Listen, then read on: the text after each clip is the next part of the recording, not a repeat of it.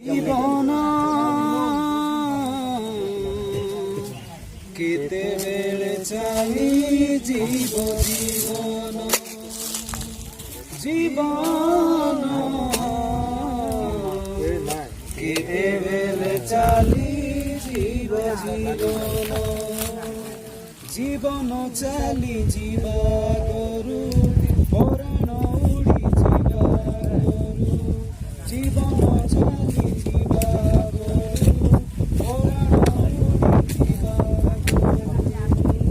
ଯୀଶୁକୁ ସେ ସମର୍ପିତ ଏ ଆତ୍ମା ମନ କେତେବେଳେ ଚାଲି ଯିବ ଜୀବନ ଜୀବନ କେତେବେଳେ ଚାଲି ଯିବ ଜୀବନ। ଆସ ଆମେ ପ୍ରଭୁଙ୍କର ଉଦ୍ଦେଶ୍ୟରେ ଅଳ୍ପ ବାକ୍ୟ ଶୁଣିବା। ମନୁଷ୍ୟ ମାଟିରେ ନିର୍ମିତ ହୁଏ, ପୁଣି ଆଉ ମାଟିରେ ଲୀନ ହୁଏ। ସମସ୍ତ ଶାସ୍ତ୍ରରେ ସମସ୍ତ ବିଧିବିଧାନ ଅନୁସାରେ ଏହା ଗୋଟେ କଥିତ କାର୍ଯ୍ୟ। ମନୁଷ୍ୟ କେବେ ମଧ୍ୟ ଅମର ହୋଇ ରହିବ ନାହିଁ। ସେ ଦିନେ ନା ଦିନେ ନିହାତି ଭାବରେ ମୃତ୍ୟୁବରଣ କରିବ, ଆଉ ଏ ମାଟିରେ ସେ ମିଶିବ। ତେଣୁକରି ପ୍ରଭୁଙ୍କର ବାକ୍ୟ ଅନୁସାରେ ଆମଙ୍କର ମଧ୍ୟରେ ପ୍ରିୟ ବାଳକ ସରସୁପଦର ବାଳକ ଆଜ୍ଞା ଅଛନ୍ତି, ତାଙ୍କେ ଅଳ୍ପ ସମୟ କହିବେ, ତାପରେ ଆମେ ସବୁକୁ ବାକ୍ୟ ଅନୁସାରେ ଆମେ ସତ୍କାର କରିବା।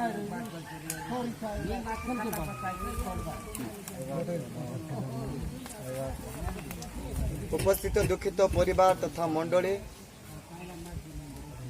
यह समस्त निमंते एक दुखदायक विषय, एक शोकाकुल विषय अटे। ए अवसर मध्य समस्त को सांत्वना एवं शांति प्रदान करने विशेषकर दुखित परिवार को ईश्वर वाक्य द्वारा सांत्वना देवा निमंते ईश्वर वाक्य किसी कहवाई इच्छा करे। वाक्य कुए मनीष आम गर्व कर दुई दिन मनीष आम निजक फुटाणी काढ़ी था 2 दिन मनीषर जीवन जे पानी फुटुका सदृश बायु सदृश अटे। केतेबेले चली जीव बर्तमान आम जो गीत गाउथिलु, मनीषर प्राण वायु क्षण काल मात्र अटे। आज अच्छी तो काली ना एवं ए मुहूर्त अच्छी तो आउ क्षणक मुहूर्त समय कुआड़े चली जाइथिबो आम ग्यारंटी दे पारिबा नै। मनीष प्रत्येक विषय प्रूफ दे पारे, मनीष जीवन रे प्रत्येक विषय प्रूफ दे पारे, प्रमाण दे पारे, किंतु मनीष पक्षरे मनीष हस्तरे मनीष पाखरे जीवनर प्रूफ देवा पाए बा जीवन को अटकाई रखिबा प्रूफ देवा पाए ए पर्यंत के सक्षम हो पारि नांती। एनु मु कहबा पाए चाहे जीवन केतेबेले चाली जीव, प्राण बे केतेबेले शरीर ठारे अलगा हो जीव आमे केही जानिनु। ईश्वरकर वाक्य कहे एटा मृत्यु जन जीवन रे जेतेबेले आसिके पास करबो, केतेबेले आसिके मृत्यु आसि प्रवेश करबो मनीष ता जाने नाही। एटा ट्रेन रो समय नो ना बस रो समय नो कि आमे पूर्व मृत्यु पूर्व जानी थिबा केतेबेले प्राण छाड़ी जीवो, केतेबेले प्राण चली जीवो। किंतु वाक्य कहे प्रत्येक विषयर प्रमाण मनीष हस्तरे अच्छी, किंतु आज पर्यंत मनीष भीतर प्रमाण मिलू ना कि मृत्यु केतेबेले हुए, केतेबेले मनीष तार प्राण बे छाड़ी के चली जाए ए पर्यंत प्रमाण करि पारि नाहंती। ना साइंटिस्ट मान करिसंती, ना वैज्ञानिक माने, ना अनेक विज्ञ माने अछंती से मान करि पारिसंती। ए पर्यंत प्रमाणित हेई नाही। ए अवसर में कहबा पाई चाहे आम समस्त जीवन रे मृत्यु अच्छी, आम प्रत्येक जीवन रे मृत्यु अच्छी। आज मृत्यु केतेबेले आम सामने आसिक छिड़ा हुए, केतेबेले आम पाखक आस आम जानिनु। एतकी केवल कहबा पाई चाहे दिने ए पृथ्वी ए जगत छाड़िकी आमको ए शरीर छाड़िकी जीवाक पड़िबो। जीवा पूर्वरु प्रत्येक कहबा पाई चाहे आ मृत्यु एई दिन रे एई मुहूर्त रे मृत्यु समय रे मृत्यु आम प्रत्येक गोटे शिक्षा दिए, गोटे पाठ पढ़ाए कि मनीष जीवन रे मृत्यु आसीबा पूर्वरु मनीष की प्रकार ए जीवन को व्यवहार करबा दरकार, ए जीवन को जानिबा दरकार। ए जीवनर मूल्य कौन, जीवनर अर्थ कौन, जीवनर विशेषकर उद्देश्य कौन अच्छी आम पृथ्वी पृष्ठ रे ए जगत मध्य आसीचु। आम जीवनर अर्थ कौन ए पृथ्वी रे करबा दरकार, जीवन को केमिति सुरक्षित आ संपूर्ण भाव संकलिबा दरकार, यह वाक्य कहले। एणु आस प्रे ईश्वर लोक मैंने आपण सामने ईश्वर वाक्य द्वारा किसी विषय कहवाई चाहे। आ द्वितीय सामुएल द्वितीय सामुएल तहिर 19 अध्याय 2 पदरे गोटे विषय लिखा जाइए।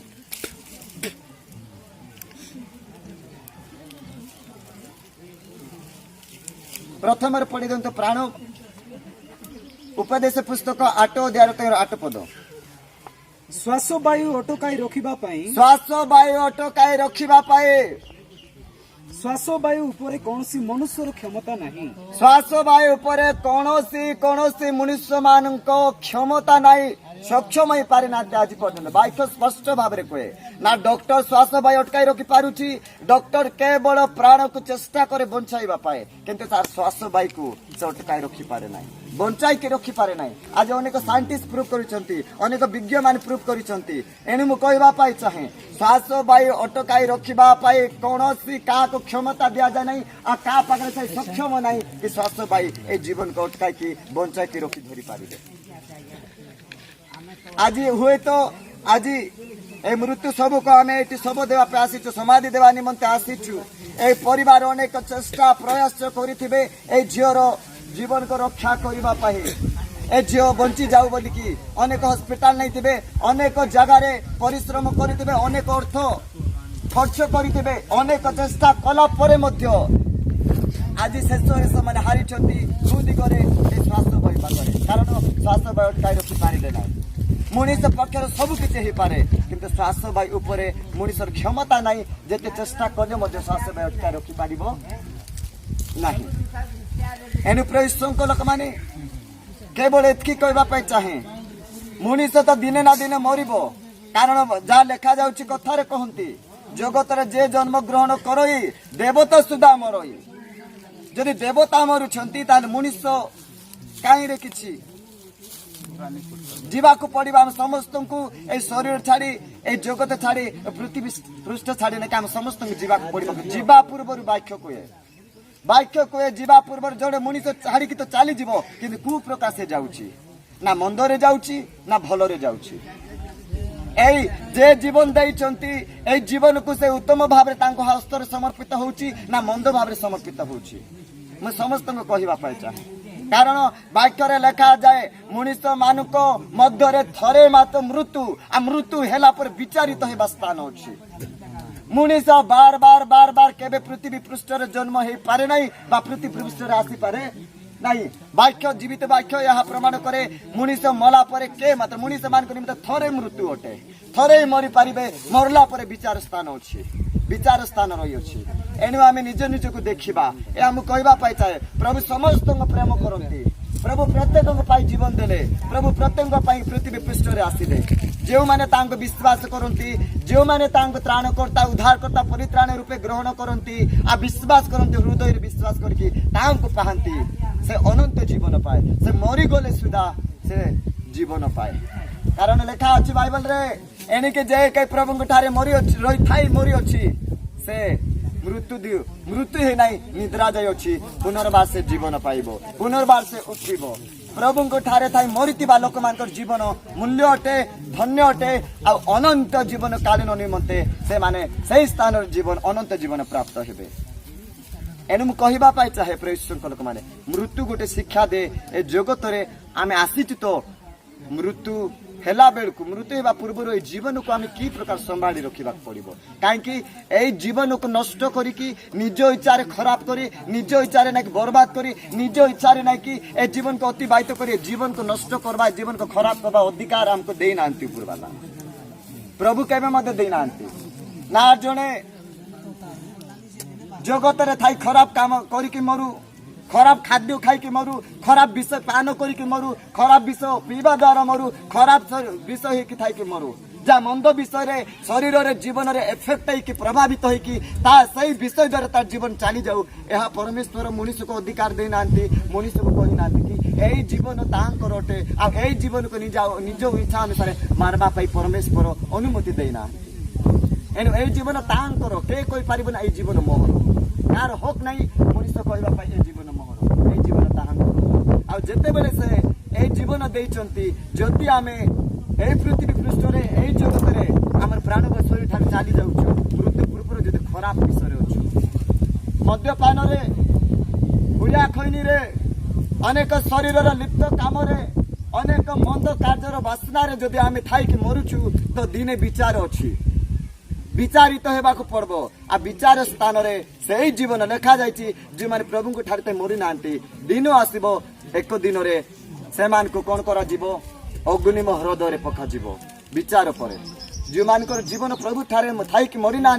से विचार हो अग्नि स्थान से जी नरक जी मु कहवाई चाहे आज पर्यंत सुजोग आज पर्यंत समय आज पर्यंत प्रभु ईश्वर से जगत को एडे प्रेम कले सारा जगत को प्रेम कले आपण को मते ए पर्यंत सुजोग समय अच्छी ए जीवन स्वर्ग राज्य रही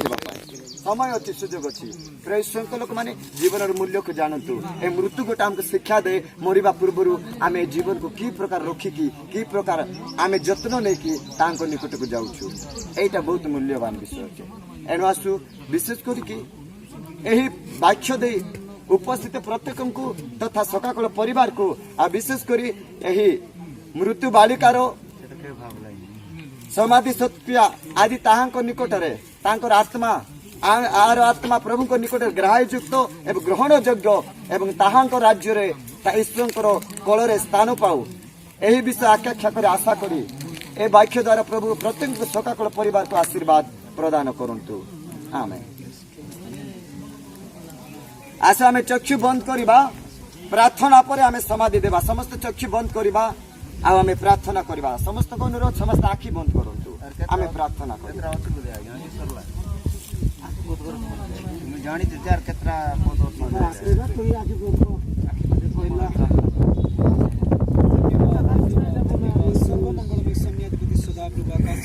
निर्माण करी प्रिय प्रभु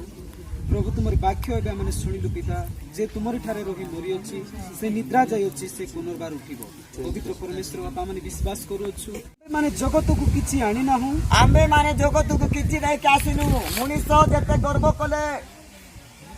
जते शक्तिशाली हो धनीशाली हो जते भी से विज्ञ हो ना कहीं दिन आसब यही प्रकार मनुष्य उलंग ही आसी अच्छी ताको उलंग ही जीवाक पड़िबो खाली हाथ आसीतिला खाली हाथ रे जीवाक पड़िबो हां पुणी एठारु किछि घेनी जाई न पारु आशीर्वाद सब सत्कार करिबा ठीक है पार्टी करंतु आज्ञा आर्गुमेंट करो नै पार्टी करंतु आज्ञा राइट जीवन केते बेले चाली जीव जीवन जीवन केते बेले चाली जीव जीवन जीवन चाली जीवा करू पराण उड़ी जीवा करू जीवन चाली जीवा करू पराण उड़ी जीवा करू जीसु पासे समर्पित ए आत्मा मन केते बेले चाली जीव जीवन जीवन केते बेले चाली जीव जीवन आस आम प्रभु उद्देश्य अल्प वाक्य शुणा मनुष्य माटी रे निर्मित हुए पुणी आउ माटी रे लीन हुए समस्त शास्त्र रे समस्त विधि विधान अनुसार यह गोटे कथित कार्य मनुष्य केबे मध्य अमर ही रहिबो नाही से दिने ना दिने निहाती भाव मृत्युवरण करिबो आउ ए माटी रे से मिसिबो तेणु करी प्रभुंकर वाक्य अनुसार आमंकर मध्य रे बालक सरसुपद्र बालक आज्ञा अछंती तांके अल्प समय कहिबे तापर आमे सबको वाक्य अनुसार आमे सत्कार करिबा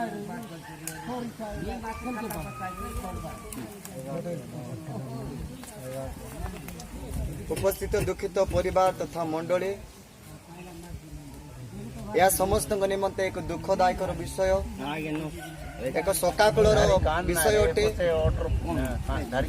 ए अवसर मध्य समस्त को सांत्वना एवं शांति प्रदान करने विशेषकर दुखित परिवार को ईश्वर वाक्य द्वारा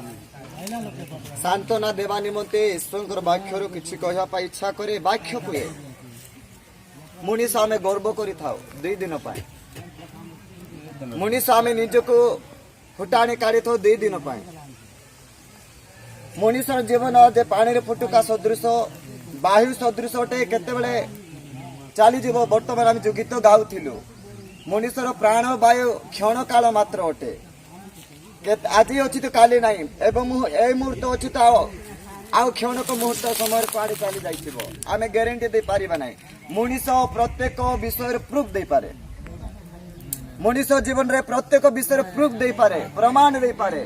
କିନ୍ତୁ ମଣିଷ ପକ୍ଷରେ, ମଣିଷ ହସ୍ତରେ, ମଣିଷ ପାଖରେ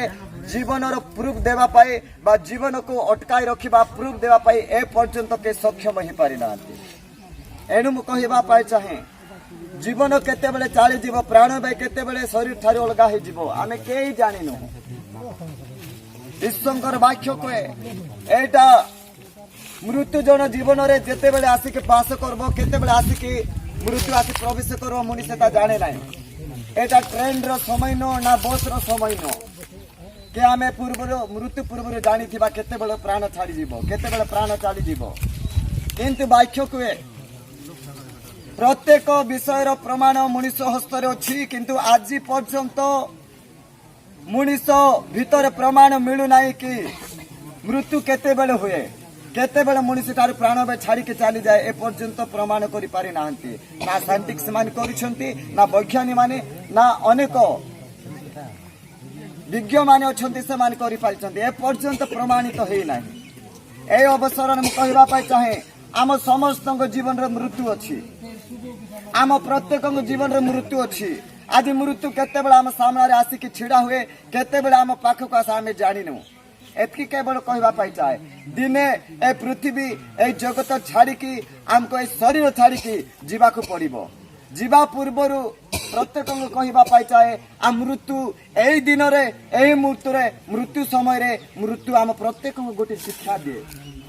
ଗୋଟେ ପାଠ ପଢ଼ାଏ କି ମଣିଷ ଜୀବନରେ ମୃତ୍ୟୁ ଆସିବା ପୂର୍ବରୁ ମଣିଷ କି ପ୍ରକାର ଏଇ ଜୀବନକୁ ବ୍ୟବହାର କରିବା ଦରକାର, ଏଇ ଜୀବନକୁ ଜାଣିବା ଦରକାର। ଏ ଜୀବନର ମୂଲ୍ୟ କ'ଣ, ଜୀବନର ଅର୍ଥ କ'ଣ, ଜୀବନର ବିଶେଷ କରି ଉଦ୍ଦେଶ୍ୟ କ'ଣ ଅଛି। ଆମେ ପୃଥିବୀ ପୃଷ୍ଠରେ ଏ ଜଗତ ମଧ୍ୟରେ ଆସିଛୁ, ଆମ ଜୀବନର ଅର୍ଥ କ'ଣ ଏ ପୃଥିବୀରେ କରିବା ଦରକାର, ଜୀବନକୁ କେମିତି ସୁରକ୍ଷିତ ଆଉ ସମ୍ପୂର୍ଣ୍ଣ ଭାବରେ ଶୃଙ୍ଖଳିବା ଦରକାର, ଏହା ବାକ୍ୟ କହିଲେ। ଏଣୁ ଆସେ ପ୍ରିୟ ଈଶ୍ୱରଙ୍କ ଲୋକମାନେ, ଆପଣଙ୍କ ସାମ୍ନାରେ ଈଶ୍ୱରଙ୍କର ବାକ୍ୟ ଦ୍ୱାରା କିଛି ବିଷୟ କହିବା ପାଇଁ ଚାହେଁ। ଆଉ ଦ୍ୱିତୀୟ ସାମୁଏଲ ତହିଁର 19 ଅଧ୍ୟାୟର 2 ପଦରେ ଗୋଟିଏ ବିଷୟ ଲେଖାଯାଇଛି।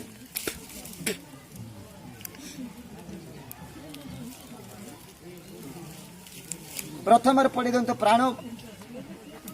ଉପଦେଶ ପୁସ୍ତକ 8 ଅଧ୍ୟାୟର 8 ପଦ। ଶ୍ୱାସ ବାୟୁ ଅଟକାଇ ରଖିବା ପାଇଁ, ଶ୍ୱାସ ବାୟୁ ଅଟକାଇ ରଖିବା ପାଇଁ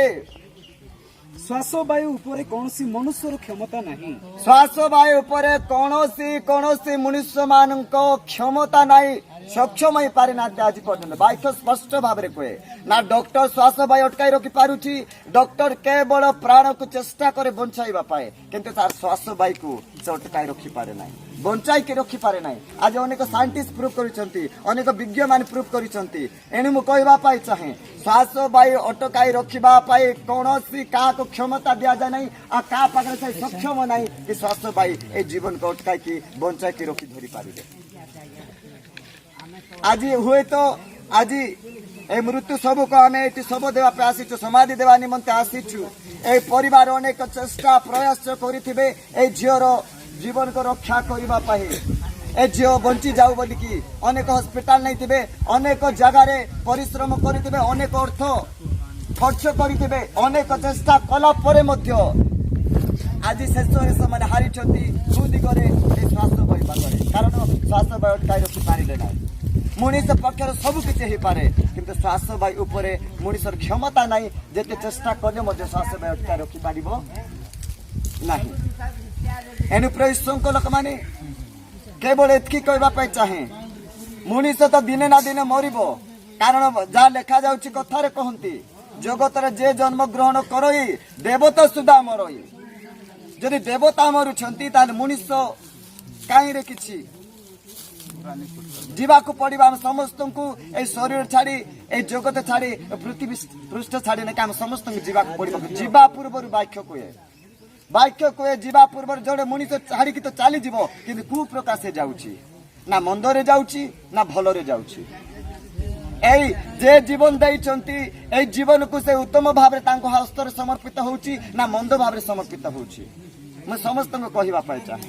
କାରଣ ବାକ୍ୟରେ ଲେଖାଯାଏ ମଣିଷ ମାନଙ୍କ ମଧ୍ୟରେ ଥରେ ମାତ୍ର ମୃତ୍ୟୁ ହେଲା ପରେ ବିଚାରିତ ହେବା ସ୍ଥାନ ଅଛି ମଣିଷ ବାର ବାର କେବେ ପୃଥିବୀ ପୃଷ୍ଠରେ ଜନ୍ମ ହେଇପାରେ ନାହିଁ ବା ପୃଥିବୀ ପୃଷ୍ଠରେ ଆସିପାରେ ନାହିଁ ବାକ୍ୟ ଜୀବିତ ବାକ୍ୟ ଏହା ପ୍ରମାଣ କରେ ମଣିଷ ମଲା ପରେ କେ ମାତ୍ର ମଣିଷ ମାନଙ୍କ ନିମିତ୍ତ ଥରେ ମୃତ୍ୟୁ ଅଟେ ଥରେ ମରିପାରିବେ ମରିଲା ପରେ ବିଚାର ସ୍ଥାନ ରହିଅଛି ଏଣୁ ଆମେ ନିଜ ନିଜକୁ ଦେଖିବା ଏହା ମୁଁ କହିବା ପାଇଁ ଚାହେଁ ପ୍ରଭୁ ସମସ୍ତଙ୍କୁ ପ୍ରେମ କରନ୍ତି ପ୍ରଭୁ ପ୍ରତ୍ୟେକଙ୍କ ପାଇଁ ଜୀବନ ଦେଲେ ପ୍ରଭୁ ପ୍ରତ୍ୟେକଙ୍କ ପାଇଁ ପୃଥିବୀ ପୃଷ୍ଠରେ ଆସିଲେ ଯେଉଁମାନେ ତାଙ୍କୁ ବିଶ୍ୱାସ କରନ୍ତି ଯେଉଁମାନେ ତାଙ୍କୁ ତ୍ରାଣକର୍ତ୍ତା ଉଦ୍ଧାରକର୍ତ୍ତା ପରିତ୍ରାଣ ରୂପେ ଗ୍ରହଣ କରନ୍ତି ଆଉ ବିଶ୍ୱାସ କରନ୍ତି ହୃଦୟରେ ବିଶ୍ୱାସ କରିକି ତାଙ୍କୁ ପାଆନ୍ତି ସେ ଅନନ୍ତ ଜୀବନ ପାଏ ସେ ମରିଗଲେ ସୁଦ୍ଧା ସେ ଜୀବନ ପାଏ କାରଣ ଲେଖା ଅଛି ବାଇବଲରେ ଏଣିକି ଯେ କେହି ପ୍ରଭୁଙ୍କ ଠାରେ ମରିଅଛି ସେ ମୃତ୍ୟୁ ହେଇ ନାହିଁ ନିଦ୍ରା ଯାଇଅଛି ପୁନର୍ବାର ସେ ଜୀବନ ପାଇବ ପୁନର୍ବାର ସେ ଉଠିବ ପ୍ରଭୁଙ୍କ ଠାରେ ଥାଇ ମରିଥିବା ଲୋକମାନଙ୍କର ଜୀବନ ମୂଲ୍ୟ ଅଟେ ଧନ୍ୟ ଅଟେ ଆଉ ଅନନ୍ତ ଜୀବନ କାଳୀନ ନିମନ୍ତେ ସେମାନେ ସେହି ସ୍ଥାନର ଜୀବନ ଅନନ୍ତ ଜୀବନ ପ୍ରାପ୍ତ ହେବେ ଏଣୁ ମୁଁ କହିବା ପାଇଁ ଚାହେଁ ପ୍ରିୟ ଈଶ୍ୱରଙ୍କ ଲୋକମାନେ ମୃତ୍ୟୁ ଗୋଟେ ଶିକ୍ଷା ଦେ ଏ ଜଗତରେ ଆମେ ଆସିଛୁ ତ ମୃତ୍ୟୁ ହେଲା ବେଳକୁ ମୃତ୍ୟୁ ହେବା ପୂର୍ବରୁ ଏଇ ଜୀବନକୁ ଆମେ କି ପ୍ରକାର ସମ୍ଭାଳି ରଖିବାକୁ ପଡିବ କାହିଁକି ଏଇ ଜୀବନକୁ ନଷ୍ଟ କରିକି ନିଜ ଇଚ୍ଛାରେ ଖରାପ କରି ନିଜ ଇଚ୍ଛାରେ ନାକି ବର୍ବାଦ କରି ନିଜ ଇଚ୍ଛାରେ ନାକି ଏ ଜୀବନକୁ ଅତିବାହିତ କରି ଜୀବନକୁ ନଷ୍ଟ କରିବା ଜୀବନକୁ ଖରାପ କରିବା ଅଧିକାର ଆମକୁ ଦେଇନାହାନ୍ତି ଉପରବାଲା ପ୍ରଭୁ କେବେ ମଧ୍ୟ ଦେଇନାହାନ୍ତି ନା ଜଣେ ଜଗତରେ ଥାଇ ଖରାପ କାମ କରିକି ମରୁ ଖରାପ ଖାଦ୍ୟ ଖାଇକି ମରୁ ଖରାପ ବିଷ ପାନ କରିକି ମରୁ ଖରାପ ବିଷ ପିଇବା ଦ୍ୱାରା ମରୁ ଖରାପ ବିଷ ହେଇକି ଥାଇକି ମରୁ ଯାହା ମନ୍ଦ ବିଷୟରେ ଶରୀରରେ ଜୀବନରେ ଏଫେକ୍ଟ ହେଇକି ପ୍ରଭାବିତ ହେଇକି ତା ସେଇ ବିଷୟ ଦ୍ୱାରା ତାର ଜୀବନ ଚାଲିଯାଉ ଏହା ପରମେଶ୍ୱର ମଣିଷକୁ ଅଧିକାର ଦେଇନାହାନ୍ତି ମଣିଷକୁ କହିନାହାନ୍ତି କି ଏଇ ଜୀବନ ତାହାଙ୍କର ଅଟେ ଆଉ ଏଇ ଜୀବନକୁ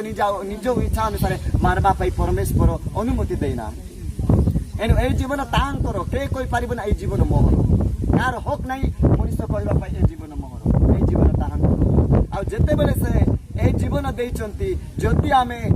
ଏଇ ପୃଥିବୀ ପୃଷ୍ଠରେ ଏଇ ଜଗତରେ ଆମର ପ୍ରାଣ ଶରୀର ଠାରୁ ଚାଲି ଯାଉଛୁ ମୃତ୍ୟୁ ପୂର୍ବରୁ ଯଦି ଖରାପ ବିଷୟରେ ଅଛୁ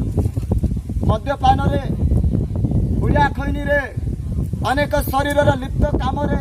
ଅନେକ ମନ୍ଦ କାର୍ଯ୍ୟର ବାସନାରେ ଯଦି ଆମେ ଥାଇକି ମରୁଛୁ ତ ଦିନେ ବିଚାର ଅଛି ବିଚାରିତ ହେବାକୁ ପଡିବ ଆଉ ବିଚାର ସ୍ଥାନରେ ସେଇ ଜୀବନ ଲେଖାଯାଇଛି ଯେଉଁମାନେ ପ୍ରଭୁଙ୍କ ଠାରେ ମରିନାହାନ୍ତି ଦିନ ଆସିବ ଏକ ଦିନରେ ସେମାନଙ୍କୁ କଣ କରାଯିବ ଅଗ୍ନିମ ହ୍ରଦରେ ପକାଯିବ ବିଚାର ପରେ ଯେଉଁମାନଙ୍କର ଜୀବନ ପ୍ରଭୁ ଠାରେ ଥାଇକି ମରିନାହାନ୍ତି ସେମାନଙ୍କର ବିଚାର ହେବ ଅଗ୍ନି ସ୍ଥାନରେ ସେମାନେ ଯିବେ ନର୍କରେ ଯିବେ ମୁଁ କହିବା ପାଇଁ ଚାହେଁ ଆଜି ପର୍ଯ୍ୟନ୍ତ ସୁଯୋଗ ଆଜି ପର୍ଯ୍ୟନ୍ତ ସମୟ ଆଜି ପର୍ଯ୍ୟନ୍ତ ପ୍ରଭୁ ଈଶ୍ୱର ସେ ଜଗତକୁ ଏଡେ ପ୍ରେମ କଲେ ସାରା ଜଗତକୁ ପ୍ରେମ କଲେ ଆପଣଙ୍କୁ ମତେ ଏ ପର୍ଯ୍ୟନ୍ତ ସୁଯୋଗ ସମୟ ଅଛି ଏ ଜୀବନ ସ୍ୱର୍ଗ ରାଜ୍ୟରେ ରହିବା ପାଇଁ ସମୟ ଅଛି ସୁଯୋଗ ଅଛି ପ୍ରିୟ ଈଶ୍ୱରଙ୍କ ଲୋକମାନେ ଜୀବନର ମୂଲ୍ୟକୁ ଜାଣନ୍ତୁ ଏ ମୃତ୍ୟୁ ଗୋଟେ ଆମକୁ ଶିକ୍ଷା ଦେ ମରିବା ପୂର୍ବରୁ ଆମେ ଏ ଜୀବନକୁ କି ପ୍ରକାର ରଖିକି କି ପ୍ରକାର ଆମେ ଯତ୍ନ ନେଇକି ତାଙ୍କ ନିକଟକୁ ଯାଉଛୁ ଏଇଟା ବହୁତ ମୂଲ୍ୟବାନ ବିଷୟ ଅଟେ ଏଣୁ ଆସୁ ବିଶେଷ କରିକି ଏହି ବାକ୍ୟ ଦେଇ ଉପସ୍ଥିତ ପ୍ରତ୍ୟେକଙ୍କୁ ତଥା ସକାଳ ପରିବାରକୁ ଆଉ ବିଶେଷ କରି ଏହି ମୃତ୍ୟୁ ବାଳିକାର ସମାଧି ସତ୍ୟା ଆଜି ତାହାଙ୍କ ନିକଟରେ ତାଙ୍କର ଆତ୍ମା ପ୍ରଭୁଙ୍କ ନିକଟରେ ଗ୍ରାହ୍ୟଯୁକ୍ତ ଏବଂ ଗ୍ରହଣ ଯୋଗ୍ୟ ଏବଂ ତାହାଙ୍କ ରାଜ୍ୟରେ ଈଶ୍ୱରଙ୍କର କୋଳରେ ସ୍ଥାନ ପାଉ ଏହି ବିଷୟ ଆକାଂକ୍ଷା କରି ଆଶା କରି ଏ ବାକ୍ୟ ଦ୍ୱାରା ପ୍ରଭୁ ପ୍ରତ୍ୟେକ ସକାଳ ପରିବାରକୁ ଆଶୀର୍ବାଦ ପ୍ରଦାନ କରନ୍ତୁ ଆମେନ୍ ଆସ ଆମେ ଚକ୍ଷୁ ବନ୍ଦ କରିବା ପ୍ରାର୍ଥନା ପରେ ଆମେ ସମାଧି ଦେବା ସମସ୍ତେ ଚକ୍ଷୁ ବନ୍ଦ କରିବା ଆଉ ଆମେ ପ୍ରାର୍ଥନା କରିବା ସମସ୍ତଙ୍କ ଅନୁରୋଧ ସମସ୍ତେ ଆଖି ବନ୍ଦ କରନ୍ତୁ ଆମେ ପ୍ରାର୍ଥନା କରିବା ଜାଣିଛୁ ଯାର କେତେଟା